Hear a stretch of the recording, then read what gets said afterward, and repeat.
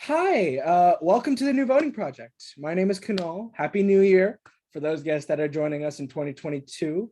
I'm your host, and today we're very delighted to have Poppy MacDonald, the president of USAFacts, a nonpartisan organization dedicated to democratizing information and facts that are displayed. You formerly served as the president of Politico. I mean, do I really need to further this introduction? Like, that's pretty cool. You're a partner at Gallup Inc., where you helped launch the World Poll and led the healthcare practice there. You initially began your career working with members of Congress in the House and Senate in the Pacific Northwest. That's pretty cool too. I mean, working in the nation's capital. But no, thank you so much for taking the time to be here with us. I can understand you're very busy, but I do appreciate it. Thanks for having me, Kunal. I was really honored that you reached out, and I look forward to this conversation today. All right, let's get into it. Just for our viewers, baseline question I like to ask everybody. Talk a little bit about your background, how you got into politics, Politico, where did this all come from? Touch on college, what prepared you for this life that you're in? Great. Yes, so I grew up in Salem, Oregon. I was the first in my family to attend college. And I think in terms of how did college prepare me, I mean, it certainly gave me the foundation to think critically, to take in a diverse sources of information, diverse viewpoints, and really to form and articulate my own opinions in written form and verbally. And so that really prepared me well for all the jobs I had. It also gave me the opportunity to be exposed to new people and new places in the world. I studied abroad in Nepal, where I lived in a mud hut with no electricity and no running water, and learned to speak Nepalese fluently and trekked in the Himalayas. And then I went to Washington, D.C. for a semester. So that certainly gave me the foundation for my career, and where I ended up spending 22 years in DC. So I'm really appreciative of my college experience, and I think it prepared me really well. Yes, those are all things I cannot do, especially speak a fluent language in a different country. I manage fairly well with just Spanish. I think that's pretty good. Okay. But no, that's amazing. Getting to spend time in DC in a foreign nation, that's all very inspiring, honestly. I'm about to enter that life, so let's see what happens. And I just want to focus on your time at Politico. You were an executive there. What were some of your key takeaways, your favorite projects? How was it being kind of the head of this huge firm that takes care of facts that we read? I read Politico every other day. How was that experience? Thank you for asking. Yes, I was really fortunate to work at Politico, not once, but twice. So I started, my first job there was to start Politico Pro, which was our first subscription, paid subscription.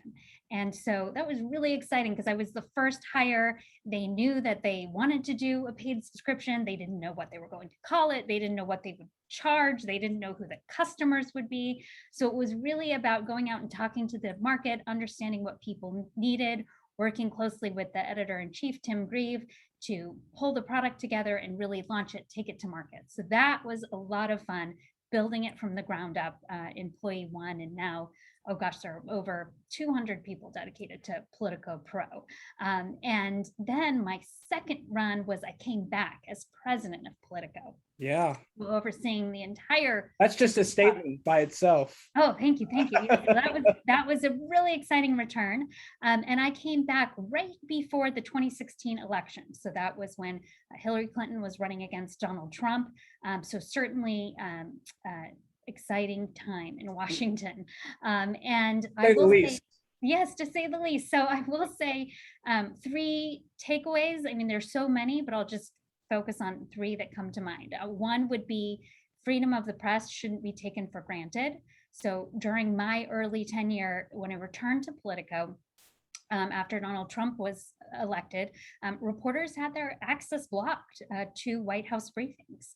And I think whether a public official or their staff like or agree with the coverage of a particular outlet or not, it is important that the media and the public, for that matter, have open and transparent access to their elected officials and to information from our government.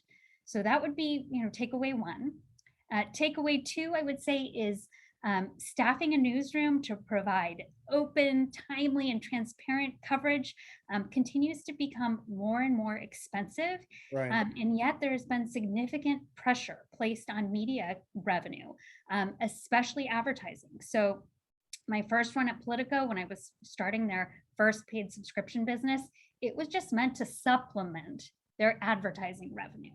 I think little did we realize that, when I returned as president about 4 years later, it was and continues to be the majority of revenue for Politico is that paid Politico Pro subscription. And so I think, when I returned, we learned that in these changing turbulent times, people are willing to pay a premium for quality information. And then I'd say the third lesson that I learned is, and this is going to sound counter to the point I just made, is that at the same time, differentiating sources of information, real news versus fake news, information versus misinformation, it's challenging for the public, I would say, and for most people. People are drinking from a fire hose of information right now. And premium media outlets really can't rest on this idea that the public's going to know that we're different. They're going to be willing to pay for our content. When you've got the country's president referring to a respected publication as fake news, when you have a trusted family member sharing misinformation on social media, it becomes very complicated to understand, like, what can I trust and what can't I trust. So I think media is really going to have to continue to listen to their customers and find ways to provide value, ensure their coverage is accessible, but also find premium ways to monetize what they do so that they can support their editorial ambitions. Right. A lot of thoughts there, a lot of things well said. First thing I will say is that 2016 was a very monumental year just for me.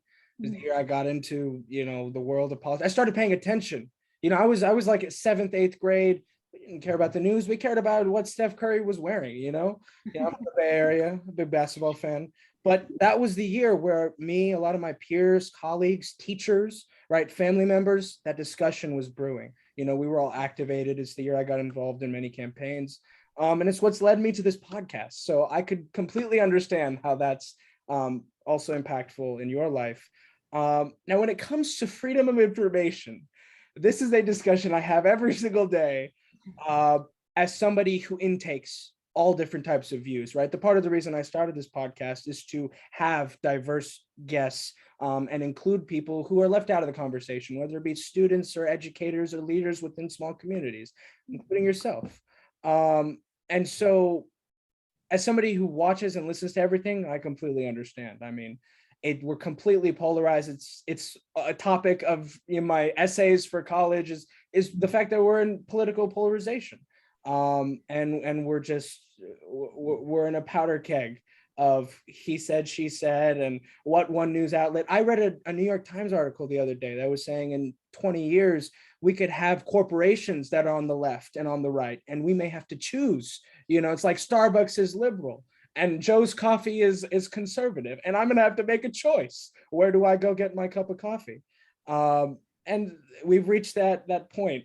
But hopefully USAFacts, other great organizations, respected journalists are doing their jobs and making sure we're fed the right facts, especially in the COVID-19 pandemic, which is on the rise again. There's so many things to say. So many. Yeah, but I'm glad you were at Politico. I'm glad it's doing so well. And I'm glad you're here on the show. And on that note, in a data-driven world, right? Scientists, we look at empirical data. My entire family is science. My mother's a scientist. What data do we need in the public? And how is USAFacts trying to fill this paradigm, right? What information do you think is required for the average person to make a decision when it comes to politics? Yeah, so that's a great question. And we are in a data-driven world. I can't imagine running Politico without access to data about what people were reading, what content was interesting to them, who our customers were.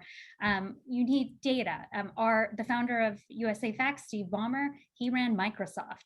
He couldn't imagine not having data, right, to run his business or having 3-year-old data to run Microsoft, right? He needed like real-time information about how the business was performing, and he needed it on a granular level. And so I think what was shocking to Steve is how little data is used or is accessible to when it comes to government data. And he learned that firsthand because when he left Microsoft as CEO, he wanted to do more from a philanthropic perspective to lift kids out of poverty. And he knew there were already a lot of government programs in place. And being a numbers guy, he didn't want to duplicate efforts. So he said, I'm going to go to the numbers. I want to find out what are the government's revenues? What are they spending on programs to lift kids out of poverty? And are they effective? And he asked a couple of analysts to help him out. And they said, give us 2 weeks. And 6 months later, they were finally able to get that data out of government to give Steve a clear picture. And he said, like, this is crazy. I mean, it was a light bulb moment. Like, if it's this hard for me with a couple of analysts who've been dedicated to this full time to get information out of government, how hard must it be for a voter who's trying to decide, the incumbent says everything's great, the challenger says everything's awful, MSNBC says one thing, Fox says another. What is the truth, right? Or I got shared this piece of information on social media from my aunt. Like, should I trust it? Should I forward it on? How would a voter get those facts, let alone how would an elected official govern with data when it's this hard to get access to it? No wonder we're hearing a lot of adjectives from politicians and on the media. No wonder we're distrustful, right? Because we're not grounding on a single source of truth, on a single source of data. So at USAFacts, you can go to usafacts.org. We pull together the data from over 70 government sources. We want to be that we're free, we're nonpartisan, we're just that definitive source for people to go to make it easy to get that data. And we hope that means political and policy debates can start with agreement on the facts. And then we can have a hearty disagreement about like how we drive to the number we want or the outcome we want. But like, let's all start from a place of truth, no matter if we disagree on what's the right way forward, that like the facts are the facts. And then let's follow the numbers to see if the policy was effective and judge it by the data outcomes, not based on, well, your party passed that and now my party's in power, so I don't like that, right? No, it's like, did it work or did it not, by the numbers? So that's what we're trying to do at USAFacts, is be that one-stop shop, that definitive source for government data. Right. So when are you going to run for office? Because that was great. Oh, thank you. No, I mean, I talk to elected officials, right, in my city, in my county, and it's really hard for me to make a decision on who to support, right? The whole incumbent versus the challenger. I'm at the forefront of that debate like almost every week because I'm trying to make a decision, you know, who's going to help build my roads, who's going to help, you know, build another school for my city, versus what's already been going on for the last 20 years, right? Because plans are set in place. And it's so hard for me to make a decision without having an abundance of resources. And so I'm glad USAFacts is trying to tackle that challenge. And my one request is that make it so accessible that people at the local level can use it too. You know, mayors, county supervisors, district attorneys, those are important elections that need a lot of coverage because they make a lot of significant decisions at the community level. And yeah, that's what I do. No, that's an excellent point. And I think to truly be a valuable resource, USAFacts has to get it to the local level. And Kunal, I don't know if this would surprise you because you are so well informed, but it surprised me. There are 90,000 local government entities in the United States of America. So even with all of Steve Ballmer's resources, right, we could hire 90,000 people and say, go to each entity, get that data, bring it to USAFacts so that we can make it accessible. It likely wouldn't be all that helpful, right? Because we haven't taken the time to standardize, hey, this is the data we need collected so we can understand, are schools serving our kids? Are our roads in good condition? Are our communities safe, right? What's the data that we need to collect to judge whether public policy is being effective, to judge whether the incumbent, right, is having that politician who wants you to reelect them, whether they're having the positive impact, whether the policies of the party that you supported are working, right? How do we judge that without data? So, you know, USAFacts we're being that one-stop shop. But we also, beyond just collecting the data, we're really advocating. I testified before the US House of Representatives in November, really to advocate for, hey, we need your help setting some standards. When you Right. pass legislation, talk about what's the data that you're going to use to track if this was effective. Talk about how that data should be collected. Let states know, or local governments know when they're implementing it, like what are the measures that you want to see tracked so that you can tell if the policy was effective. It would be very helpful guidance. And it's something that could really help make our government be data driven like businesses are. Exactly. And that's analogous to part of the reason this podcast is what it is that we discuss, if we put just voting in context of the previous election, in a state like California, everything's pretty standard. There's same day registration. I could register if I go to the polls. I can be a Democrat or Republican. I can vote right there. If I go to a state like Texas or Mississippi, that's not the same process. It's not standardized. Even in a state like New York, it could end up taking you 6 hours to vote in a primary election, just based on some documents you don't have because you're a college student that's from a different state. So the idea of standardizing practices as a way to then help interpret information is something that I think affects a variety of fields, which is why I always say voting is connected to everything, because anything you vote on affects every other policy issue that exists. You got to vote for leaders. You got to vote for propositions. You got to vote for referendums and initiatives. And you got to vote for people in office so that they can help make this information standard. But that's just my little, advertisement for the day. Go out there and vote, please. But I kind of want to transition to, you started your career at the McLaughlin Group, and you were working late with John McClellan. Yeah. This is way before my time, so I'm way out of bounds here. But I just want to ask you about that experience. I've seen the old SNL skits, so I understand what it was. But what was your favorite guest? How was that life like? Etc. Yeah, I was impressed that you asked about the McLaughlin Group because it was definitely well before your time. I got to do my research. Okay. I did start my career there, and I knew of the show because of the Saturday Night Live parody for sure, but also because in my high school civics class, we watched that once a week. I think, the teacher maybe liked to. It's like us watching Shark Tank. Probably, Yeah. Totally. Yeah.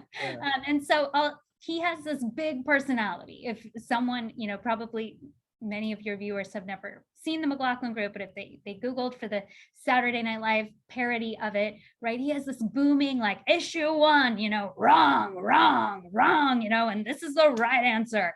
And he was much like that off screen as well.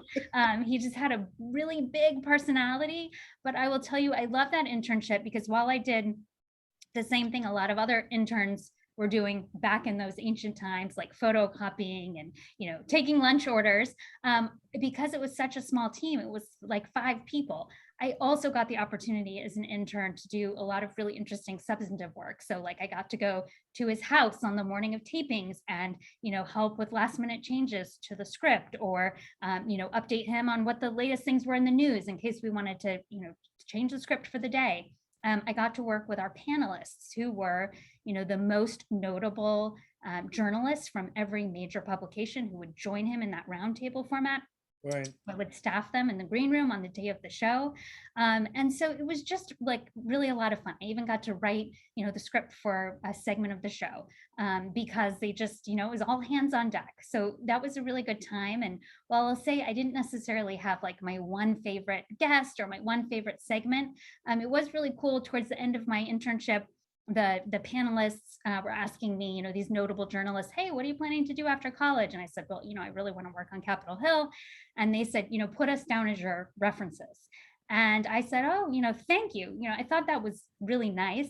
But then when I went to Capitol Hill and I didn't know anyone, so I'm just pounding the pavement. I remember, handing my resume and the chief of staff pulling it up, looking at my references and laughing and like, are you kidding me? Is the entire panel of the McLaughlin Group like really your personal references for your first job out of college? And at that point I was like, realized, wow, what a fortunate experience I had to like get to work with these prominent journalists in the green room, and then to have them offer to be my references. And I think it really did help me, going in with sort of no connections and just pounding the pavement to land that first job on the Hill. That's pretty cool, actually. I want to do something like that. That'd be so cool. I bet you can. Yeah. I have faith. Yeah, I'm glad. I'm glad some people have faith. Now let's go back. That was kind of like a breather. Let's go back to polarized America. We're almost gonna die, Terminator-ish. America's split. I like every day a new poll comes out. I mean, it's hard for me to fathom what's going on, right? It's about to be the anniversary of January 6th. That's something I'm seeing in the news more recently, discussing those tragic events and insurrection on our democracy, right? There's a lot of trustworthiness that I have in the sources that I read. And I like to say I read a lot of credible news outlets, but there are people out there who just reject it all, who are ignorant, who are exhausted, who are alienated from that process. And so how would you say that USAFacts is trying to bridge that divide? Right, because we're obviously entering a very partisan times. We're about to go into the midterms. There's a lot of things up in the air. What would you say is the best thing you and USAFacts can do to help make sure that these elections and things stay transparent?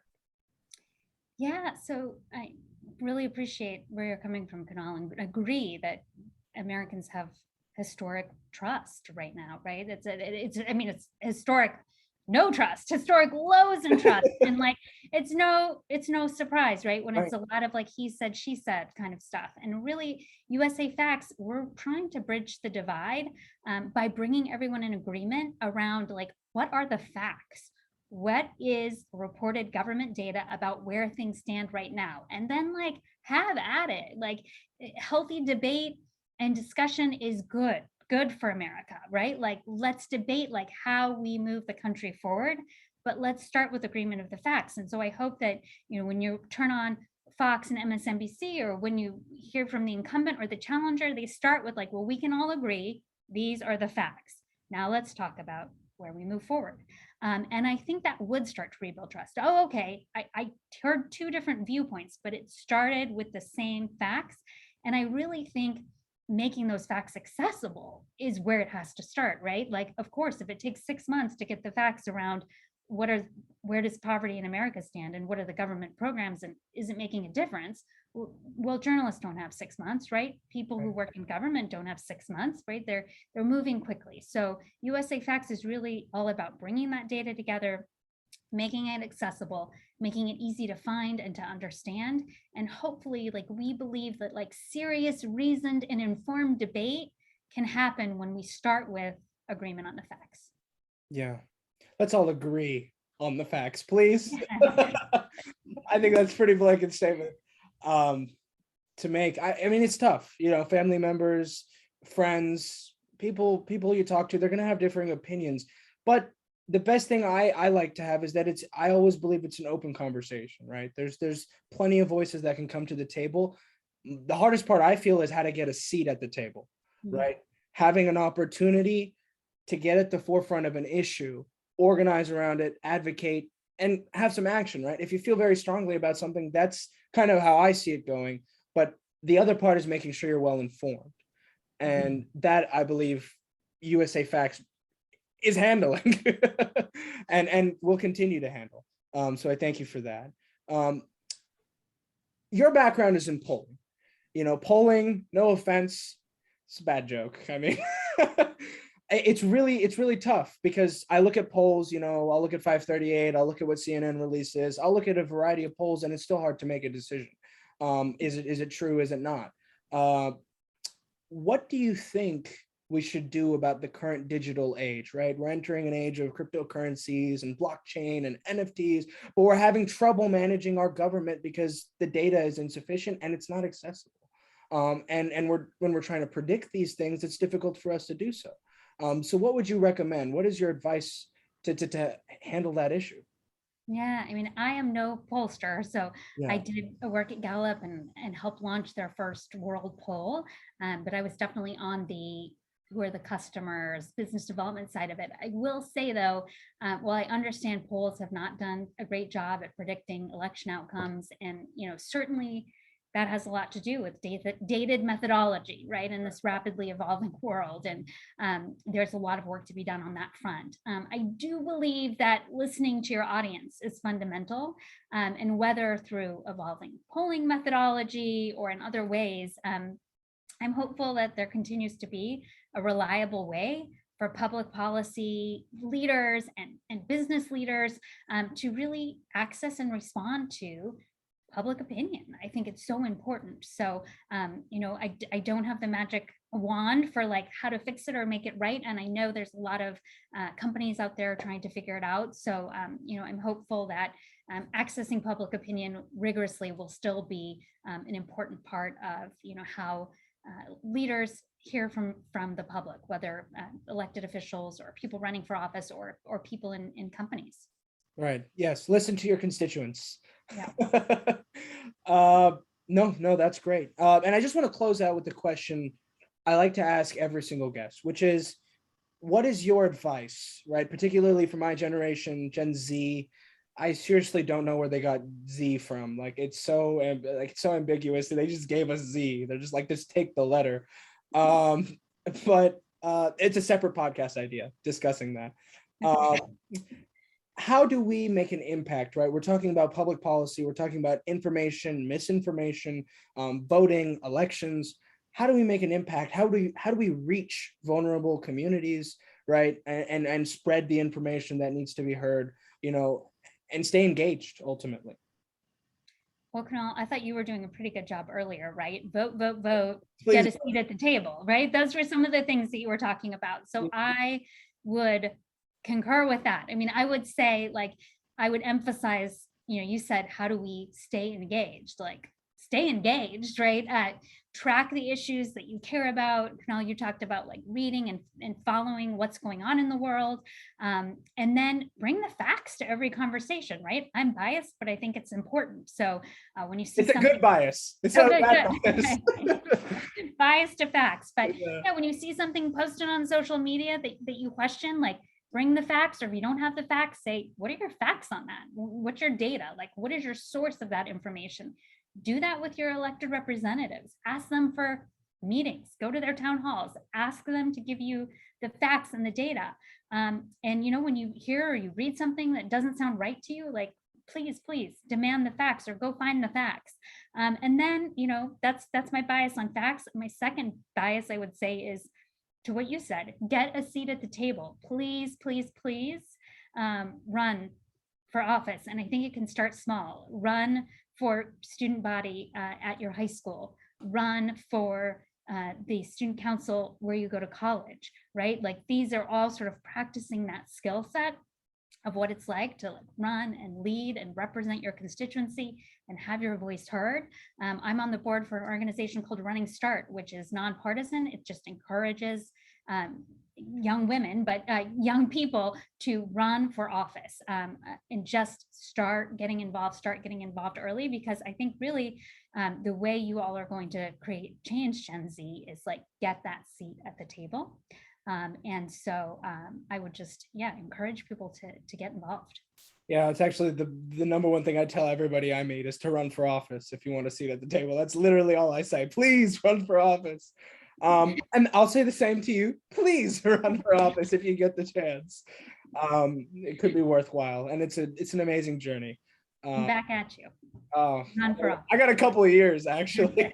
I have to vote in my first election first, and then we'll talk about that. All right, sounds good. Exactly. But no, and how can people stay updated on USAFacts? This is the only time where you can promote USAFacts. If you want to plug your social media as well, I'll link it all in the description. Great. Yeah, go to USAFacts.org.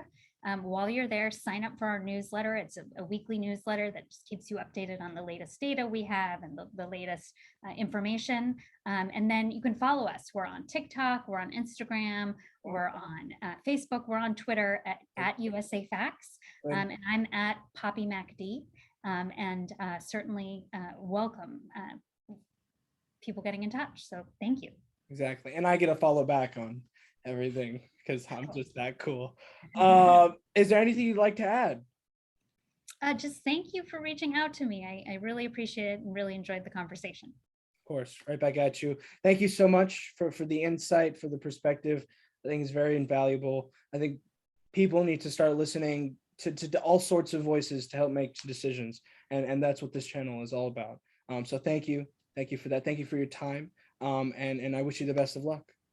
Thank you. My pleasure. Take care.